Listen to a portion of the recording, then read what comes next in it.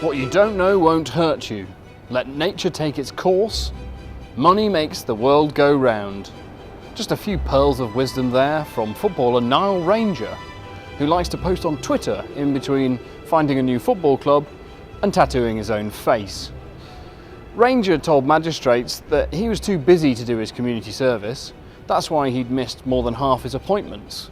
And incredibly, the magistrates agreed and let him pay a £5,000 fine instead of doing any actual work.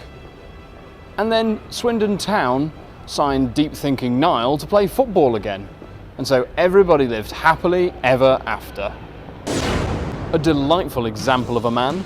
Yankee trapped the rodent, then whipped out his Blade of Doom power drill and killed it. That would have been that, but Yankee's not a man who likes to keep his achievements to himself. He filmed the bizarre killing, then sent the snuff film to a girl he was trying to impress, bragging, "This is what happens when a mouse comes into my home." What I'm trying to say in this cartoon is that violence is everywhere in our society. You know, it's like even in breakfast cereals, man.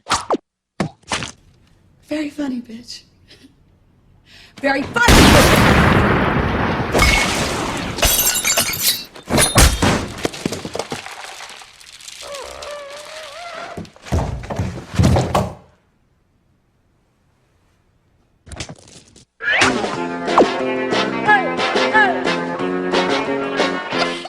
Obviously, the girl was repulsed, called the police, and sent Yankee on his way to a criminal conviction.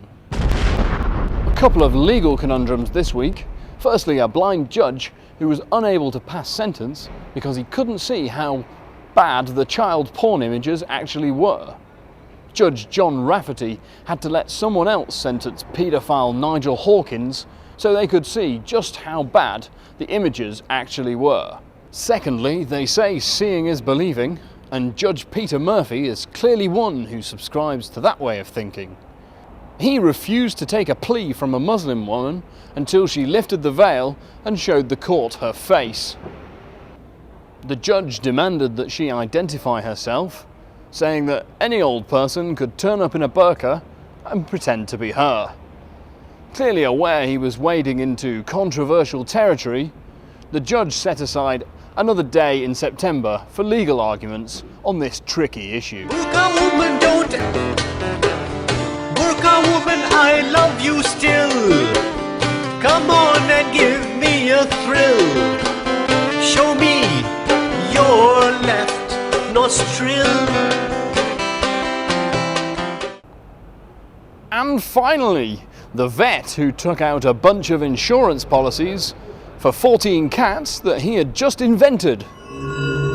Matthew Morgan raked in £230,000 over 3 years by claiming the fictional pussies had suffered a string of catastrophic injuries.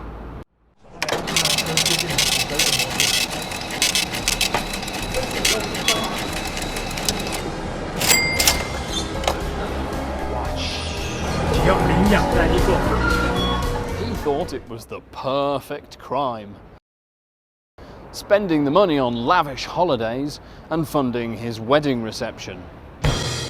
Morgan said the catalyst for his fraud was a botched attempt to set up his own practice. Eventually, insurers realised he was lying, and with the cat out of the bag, Morgan was jailed for 2 years.